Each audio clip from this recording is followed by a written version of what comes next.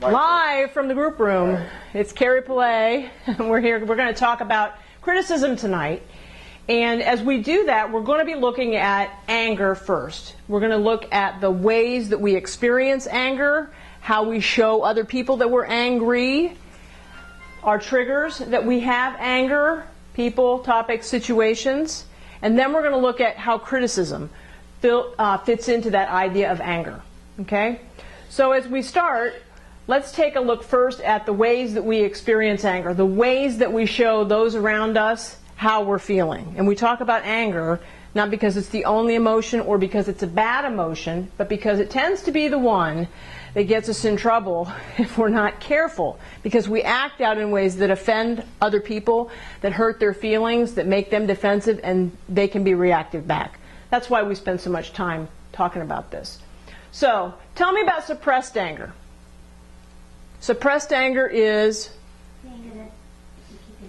anger that you keep inside. That's right. I call it stuffing it. And you'll see me. I stick it right here in my stomach.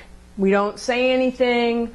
We communicate maybe that we're upset by our body language. The people that know you and the people that you know and have a scorecard with, you can tell when they're angry, can't you? They don't have to say a word. You got it.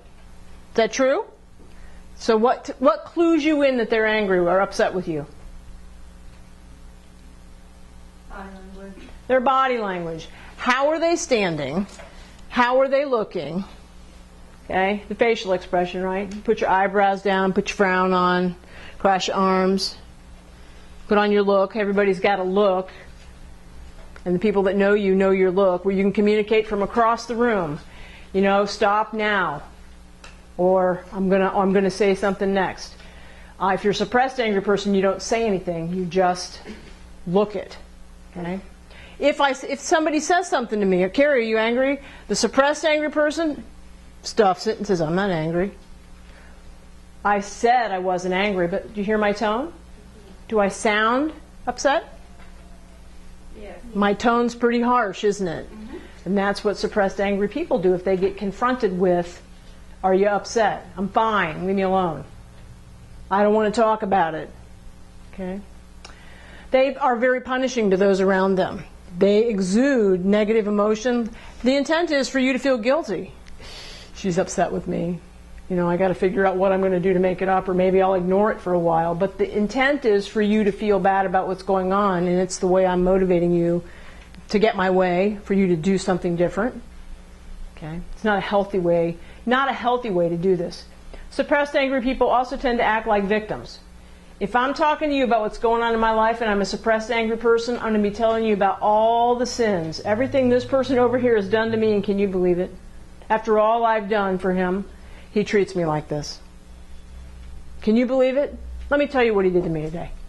And they're going to go on and on. Why? Because I want sympathy from you.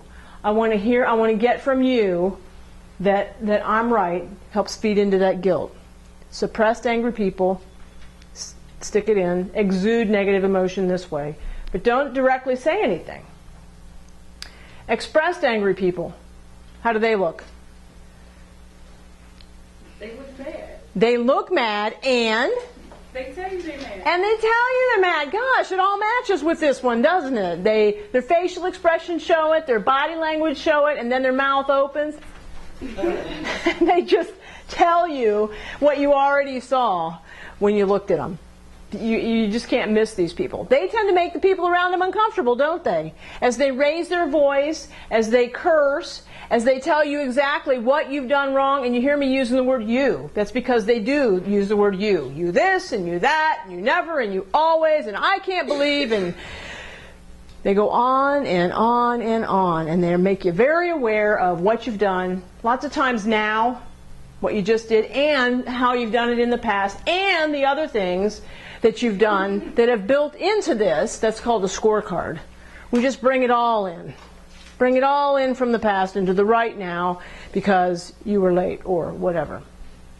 They're interested in winning. That's what expressed angry people want. They want to win the situation.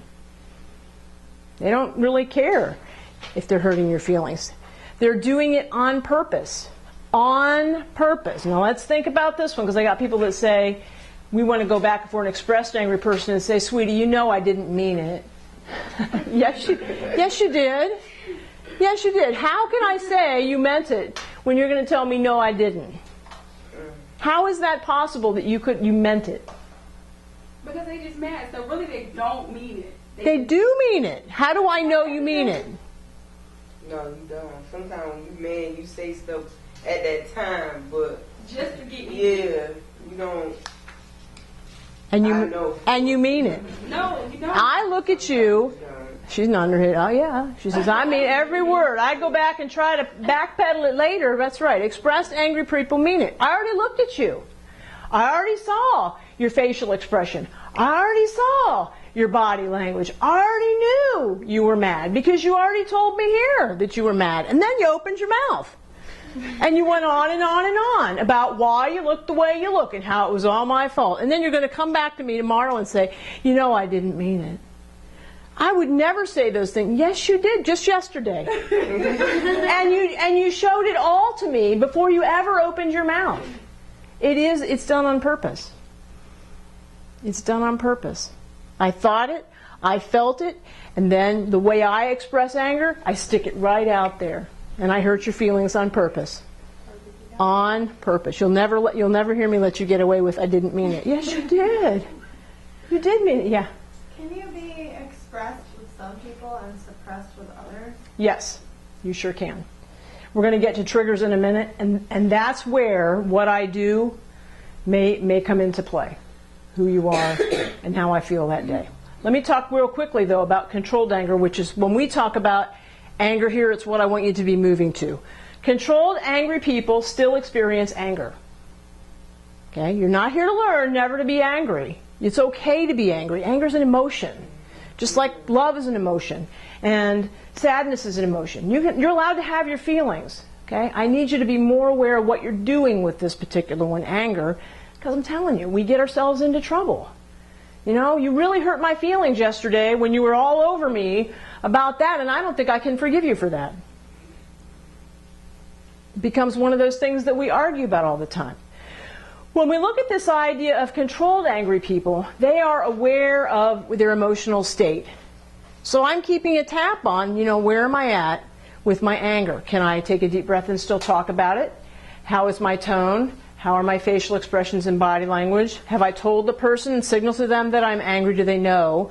Have I toned it back? That's what a lot of us forget. We continue in our escalation when we're expressed angry people, telling you exactly what's going on when you got it. I opened my mouth, the first sentence out clued you in. I could probably have pulled it back there, and we maybe could have started to solve this problem. Controlled angry people do just that. Their focus in dealing with their anger is to fix the problem. They really want it to be resolved so that we can move on with our life in healthy ways. So controlled angry people are interested in collaborating, co-laboring, working with you to find a solution that we both agree to fix this problem. Or compromising, finding some kind of a give and take. I'll do this for you if you do this for me. We don't agree, but I'm willing to give this if you're willing to give that. And we support it. That's what's key about solving problems. Whatever the solution is, whether we co-labor or compromise, we are in agreement to support what we decided to do. Okay? Controlled angry people are able to identify unwinnable situations. When you're dealing with somebody that's an expressed angry person, yelling, screaming, is that winnable? No. No. They're probably not going to calm down in the immediate future. What will happen to you if you stay in that kind of a situation? It is hard. Nothing good will come of that. If you're an expressed angry person, you will not be far behind them as you spool up to compete back, right? So now I got you both yelling and screaming at each other. If you're a suppressed person, you're going to shut down. That's a doe in the headlight look.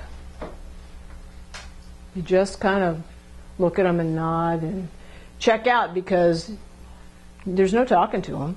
Those are unwinnable situations. Yes? Sometimes you have to raise your voice for them to hear. Unfortunately, yes. She says sometimes you have to raise your voice for people around you to hear you. I find that to be the case too. It's like they don't get it that you're serious unless you ramp it up a notch. I wish that it wasn't that case. I find in my life too, sometimes I have to really work myself up to, hello, I really need you to listen to me. Okay, I have to work myself up into an anger, and I'm not a expressed person naturally, to get myself to be heard. Okay, but I don't have to stay there. What if you ignore the person a lot? Well, that's suppressed anger. Where's it going? Find out what type of anger that would be. Suppressed. By ignoring you, I'm not dealing with the situation. I'm avoiding the situation. I'm probably using some of that guilt. I don't want to talk about it. But what's happening to the problem? Nothing. What's happening to the anger?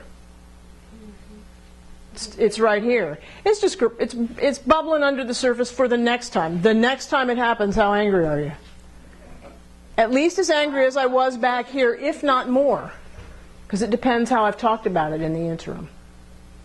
Okay? So our controlled angry people recognize the unwinnable situations. Our controlled angry people are really focused on solving the problems, because when they look at the relationship, they want it to be healthy. I see myself with you in 20 years, but that means that I have to be able to help to work through the problems that we're having now if I'm going to be there, if we're going to be in a healthy relationship in 20 years. Otherwise, it's going to go south, we're not going to be happy, and we're going to get out of it at some point. Okay? So those are our ways that we experience anger.